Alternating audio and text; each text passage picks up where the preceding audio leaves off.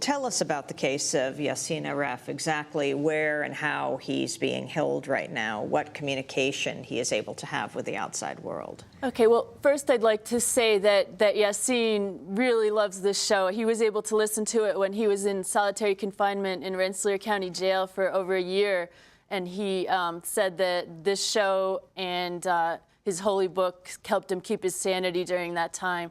After he was convicted in a very unfair FBI sting operation. He's a Kurdish refugee from Iraq.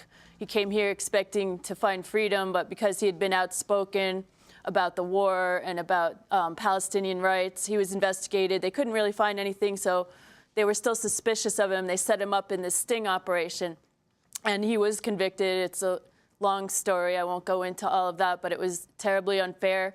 And after he was sentenced to 15 years, he was taken to the CMU in Terre Haute, and that was in May of 2007.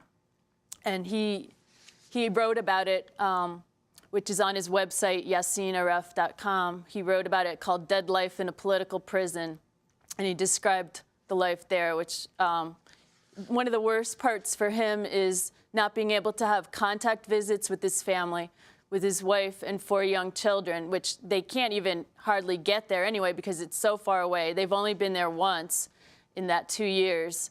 And when they did go, I went with them, and there was this tiny little room that they had to be in. I got to have a contact visit as his attorney, but they really needed to be able to hug him. His baby, his other children, his wife had to visit through glass with the phone. And so that's probably the hardest part for him, and just not being able to support his family, of course.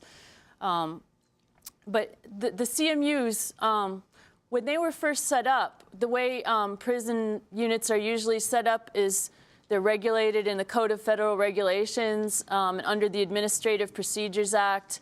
They usually request public comment with setting up something new like this. And they actually did that in 2006. They had proposed regulations, codified CFR proposed regulations, and they asked for comment. And the ACLU and other groups showed that these proposed rules would be unconstitutional, discriminatory, and restricting communications with the media, restricting the contact visits. Well, a lot of this stuff would be unconstitutional.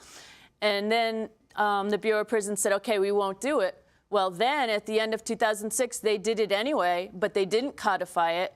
The institution supplement they published, instead of citing to the regulations that they would normally do, they just say, according to national policy, they're doing this. And I do think it's illegal. I'm looking at Yassin Aref's piece called Dead Life, where he says, to me, it's clear the government separated us out and put us here for these reasons. Most of the people here are victims of the government who targeted them and set them up. Then during the prosecution, they claim these people are dangerous, that they intend to harm Americans and would support terrorists. So now, to keep the charade going, they must open a special unit and claim we are too dangerous to be in general population. Yeah, Kathy Manley. That's something that at first, when we were working on Yassin's case, we thought he was the only one that was innocent and convicted unfairly. And then we started looking into other cases, and we realized that there's a lot of other people in his situation who are either completely innocent or way overcharged, where there was some kind of vendetta against them, mostly Muslim men.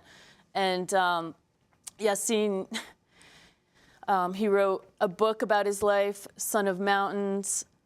He wrote that piece you were talking about.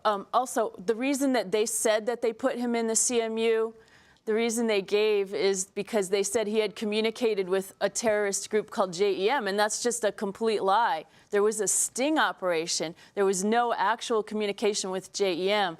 The FBI informant pretended to be in communication with JEM. He wasn't even in communication with this group. And Yassin said he could never support that group. He didn't know enough about it. He wouldn't support it. And then they actually claimed that that was why they put him in the CMU. And Dr. Rafiel Darfir, his situation, who he is?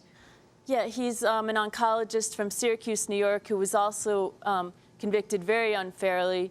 He was convicted of violating the sanctions against Iraq under Saddam, by sending money to charity there to help children, called Save the Needy. And they didn't even accuse him of anything to do with terrorism. And he was the only person convicted of violating these sanctions. And for some reason, they put him at the CMU, too. Basically, it's anybody that they're suspicious of their ideas. Dr. Darif serving a 22-year sentence. This issue of racial and religious profiling, Kathy Manley? Well, yeah, it's unconstitutional to treat people more restrictively in a prison context because of their race or religion. And they're clearly doing that. I mean, the CMU in Terre Haute was almost 90% Muslim. They just threw in a few non-Muslims. In Marion, I'm not quite sure. Yassine was recently moved to Marion all of a sudden, which is even farther away from his family. I mean, this is just, it's clearly discriminatory, unconstitutional. Well, I want to thank you both for being with us again.